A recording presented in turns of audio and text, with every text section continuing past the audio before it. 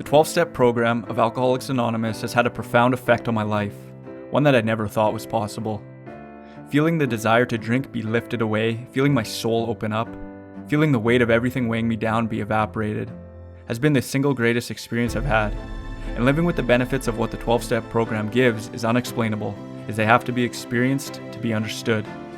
It did come at a cost, though. It took a lot of fearless courage to do the steps.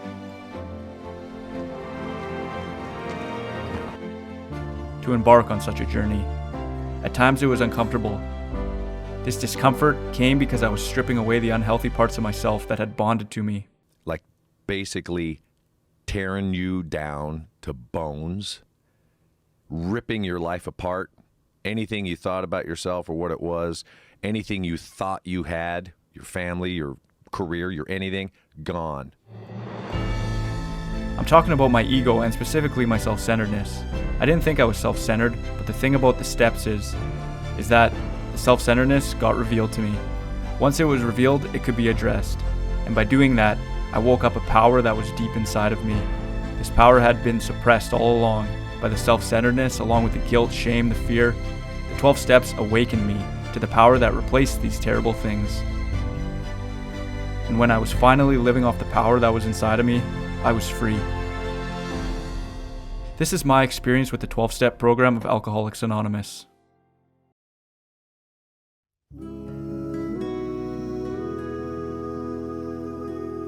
Step 1 had me understanding my condition, my alcoholism, my addiction. When I drink, I have no control. I cannot stop. I will never gain control of this drinking. This will always be. The only option for me is to completely abstain from alcohol. But me, an alcoholic, will continue to go back to drinking, knowing that it will end bad for me. Every time I drink, something awful happens, and Why do I do that? This is the insanity of it. I go back to drinking, knowing that trouble is ahead. When I'm sober, I obsess over drinking. Why? Well, simply put, I like the effects alcohol produces. Alcohol does things to me. It works. It makes me feel good. It fires dopamine in my brain. I long for that good warm feeling it gives me. Work 4 nights a week. In between, I drink. And there ain't nobody there to stop me. Now, there is a power that will restore me to sanity, meaning there is a power that will replace what alcohol did for me. Meaning I'll be able to feel good, get all the dopamine I need, feel the warmth of life without alcohol. When I get this power, I will no longer obsess and the desire to drink will be gone. I can be rid of it. The show goes on! Step 2 had me understanding that there is a power that will do this. Step 2 does not mean, and I stress this, does not mean that I have to already have an understanding of this power. A lot of people think the 12-step program will not work for them because they do not have an understanding of a higher power, or that they're an atheist, etc. There is no God. Well, that's the point. You are a great fit for the steps. They are made for you. The reason you go back to drinking is because you don't have an understanding or connection to this power. The power is so far buried within you, the point of the steps is to dig it up in you, to dig up the power and to carve out this understanding. That's why we do the steps. You just have to have faith. Faith means believing in something you can't know for sure is real. Step 3 had me making a decision to do what's necessary in order to get this power, in order to lose the desire to drink, in order to recover. I was done with alcohol and drugs. I'm done. I can't do it anymore. Question: what are you willing to do to recover? I had to be willing to let my structured belief systems be challenged, along with my perspective of the world, of society, of my relationships, everything I knew, everything I believed, it all had to be put on the table. I had to understand that my aim was off. I was pointing in the wrong direction in life. And this had nothing to do with alcohol. This had everything to do with me. This is why I continue to go back to alcohol, the obsession, the insanity, for relief. I was willing to have everything changed in order to lose the desire to drink. The lens I was viewing the world through was an off shade. I had to change my lens. Step 4 had me understanding that I am the maker of my problems. Not alcohol, not other people, myself.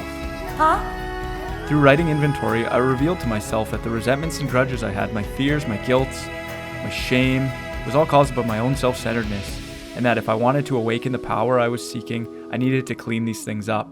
I needed to get rid of all that baggage. This baggage is what buries the power inside. What are you so scared of? What am I so scared of? Once I understood that I can no longer blame others and that I'm not actually the victim I thought I was, I could move forward, awakening the power.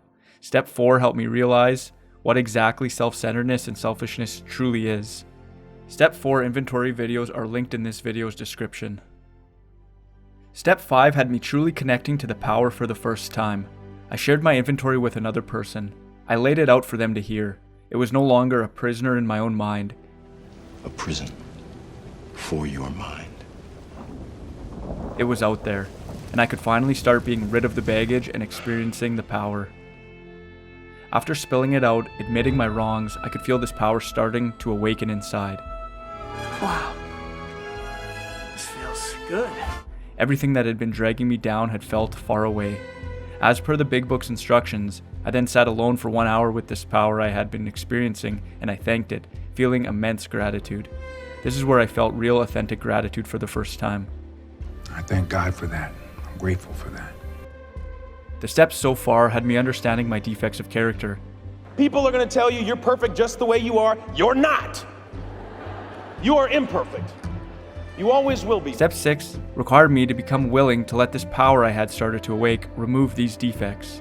These defects will not magically be removed in an instant, but as long as I continue to live in connection with this power, they will dwindle. And if you're willing to accept that, you will have grace.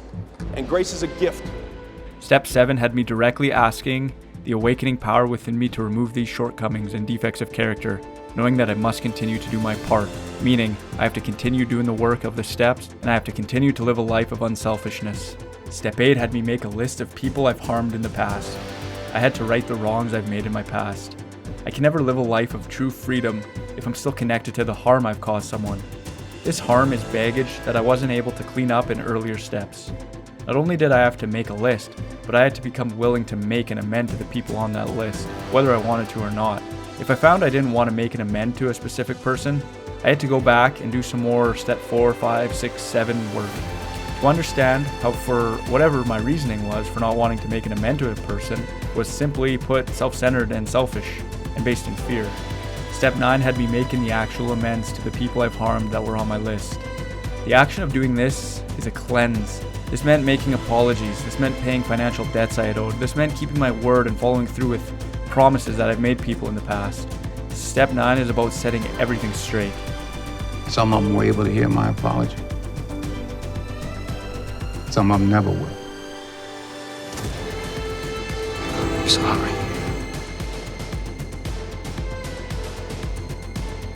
Step 10 is looking back on the previous steps and continuing to live this way for the rest of my life. Constantly take inventory, and when wrong, admit it and make the necessary amends. Step 10 is a maintenance step that I'll be following for the rest of my life, if I want to remain connected to the power that is now awake inside of me. If I fail to maintain this connection with the power, my sickness will start to crawl back into my life, resentment will come back, fear will come back, shame, guilt, self-centeredness, and it will bury the power back in me. Step 11 had me meditating and praying regularly. Learn to pray. It's easy, and it's so good for your soul. At this point, my understanding of this higher power is strong and my connection is solid. However, I will regularly meditate and pray as a way to grow this connection and understanding. The promises that are described in the big book of AA are all occurring in my life at this point. Once again, I'm not going to try to explain how life feels at this point. It has to be experienced for yourself. You have to see it for yourself.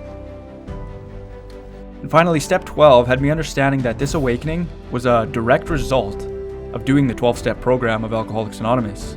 I now have power in my life. The desire to drink or use drugs is gone. The obsession is gone. As long as I stay connected and live my life this way, I will never go back to drinking. I will never need to. However, one more thing is required. I have to help other people achieve their own experience with this power. I have to help them have their awakening. But for the first time in my life, I'm free.